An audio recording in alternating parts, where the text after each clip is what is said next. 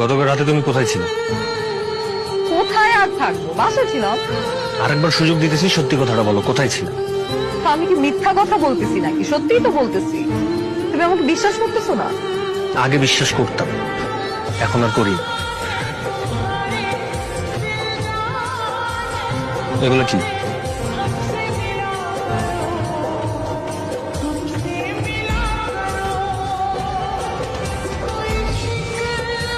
তুমি এগুলা কোথায় পেয়েছো? এগুলো আমি কোথায় পেয়েছি সেটা তো তোমার জানার দরকার নেই, কিন্তু এই তুমিই তো আমাকে বলছিলে যে পৃথিবীতে আমার পাশে আর কেউ থাকুক আর না থাকুক, তুমি শেষ পর্যন্ত আমার পাশে থাকবা।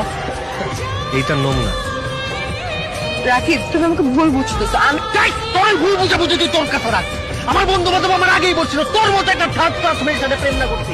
আমি তো শুনি নাই সবকিছুর বিপরীতে যে আমি তোর সাথে প্রেম করছি, আর তুই আমার কি কিছু। এইটার নমুনা। অনেক হয়েছে, অনেক কথা বলতেছো। আমারও কিন্তু এতদিন ধরে অনেক কিছু বলার ছিল, আমি কিন্তু কিছু বলি নাই। এই বয়ফ্রেন্ড হিসেবে তুমি আমার জন্য কি করছো? হ্যাঁ, জীবনে কোনো একটা গিফট কিনে দিছো? সেটা তো দিতে পারো নাই। করছোটা কি? পার্কে বাদাম খাওয়াইলে আর ফুচকা খাওয়াইলে বয়ফ্রেন্ড হয়ে যায়?